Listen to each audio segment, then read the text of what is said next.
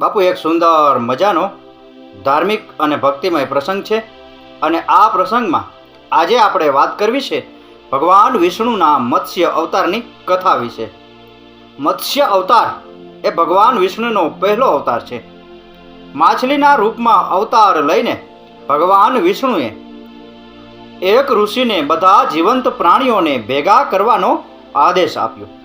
જ્યારે પૃથ્વી ડૂબી રહી હતી ત્યારે ભગવાને ઋષિની હોડીનું રક્ષણ કર્યું. ત્યારબાદ ભગવાન બ્રહ્માજીએ પુનઃજીવનનું નિર્માણ કર્યું. બીજી માન્યતા અનુસાર જ્યારે એક રાક્ષસે વેદોની ચોરી કરી અને તેમને સમુદ્રના ઊંડાણમાં છુપાવી દીધા ત્યારે ભગવાન વિષ્ણુએ માછલીનું રૂપ ધારણ કર્યું, વેદોને પાછા મેળવ્યા અને તેમને પુનઃસ્થાપિત કર્યા.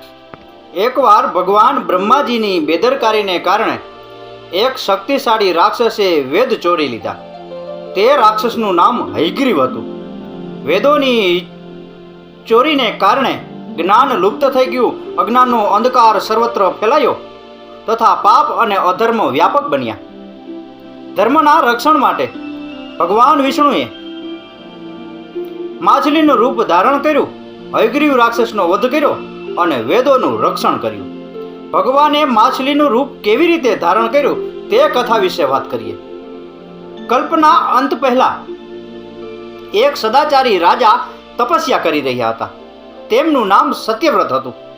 સત્યવ્રત માત્ર સદાચારી જ નહીં, ઉદાર પણ હતા.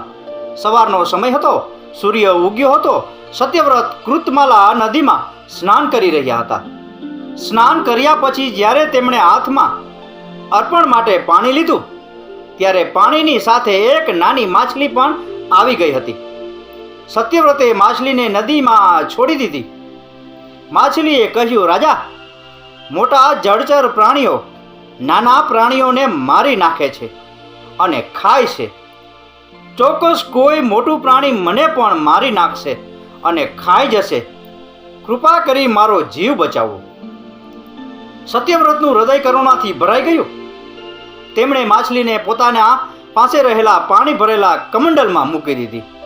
પછી એક આશ્ચર્યજનક ઘટના બની. રાતોરાત માછલીનું શરીર એટલું મોટું થઈ ગયું કે કમંડલ તેને સમાવવા માટે નાનું પડવા લાગ્યું.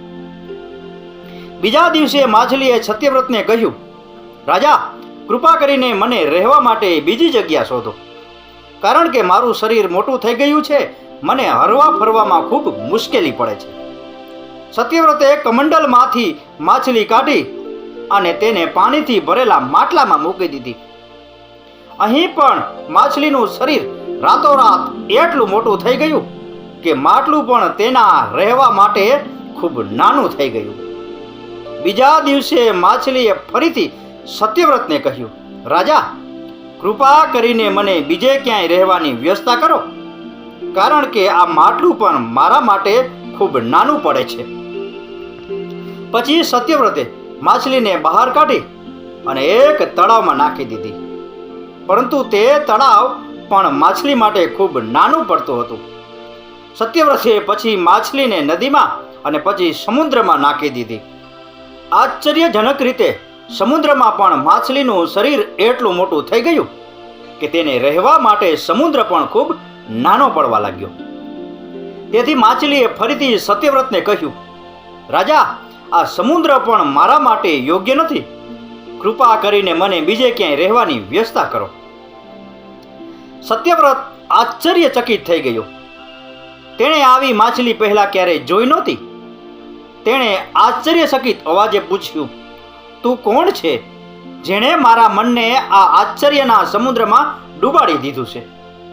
ભગવાન હરિ માછલીના વેશમાં જવાબ આપ્યો, એ રાજા, હયગ્રીવ નામના રાક્ષસે વેદોની ચોરી કરી છે. જગતમાં ચારેય બાજુ અજ્ઞાન અને અધર્મનો અંધકાર ફેલાયેલો છે. મેં હયગ્રીવને મારવા માટે જ માછલીનું રૂપ ધારણ કર્યું છે. આજથી 7મા દિવસે પૃથ્વી પ્રલયના ચક્રમાં ડૂબી જશે. સમુદ્ર ઉભરાઈ જશે, ભયંકર વરસાદ પડશે, આખી પૃથ્વી પાણીમાં ડૂબી જશે. પાણી સિવાય બીજું કંઈ દેખાશે નહીં. એક હોડી તમારા સુધી પહોંચશે. તમે બધા અનાજ અને ઔષધિઓના બીજ લઈને 7 ઋષિઓ સાથે હોડીમાં બેસી જજો. હું તે સમયે ફરીથી પ્રગટ થઈશ અને તમને આત્માનું જ્ઞાન આપીશ. તે દિવસથી સત્યવ્રત હરિને યાદ કરીને સર્વનાશની રાહ જોવા લાગ્યો. 7મા દિવસે સર્વનાશનું દ્રશ્ય દેખાયું.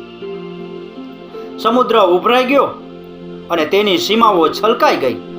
ભયંકર વરસાદ શરૂ થયો. થોડી જ વારમાં આખી પૃથ્વી પાણીમાં ડૂબી ગઈ. તે જ ક્ષણે એક હોડી દેખાઈ. સત્યવ્રત 7 ઋષિઓ સાથે હોડીમાં ચડ્યા.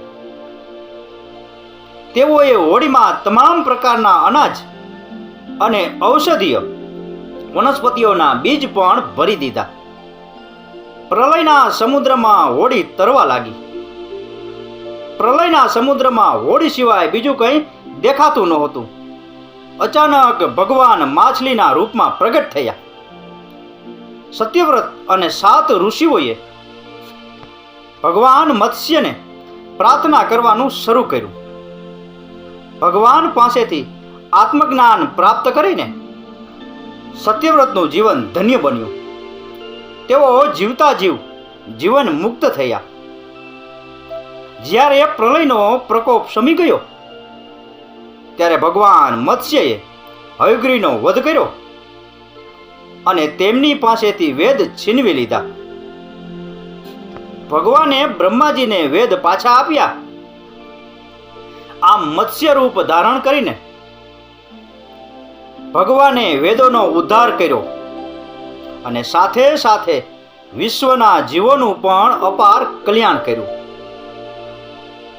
તો બાપુ, આ હતો ભગવાન વિષ્ણુના મત્સ્ય અવતારની કથા વિશેનો પ્રસંગ. આ પ્રસંગ, આ કથા, આ વાર્તા પૂરેપૂરી સાંભળી એ બદલ આપનો ખૂબ ખૂબ આભાર. આપનો દિવસ શુભ રહે. મહાદેવ હર.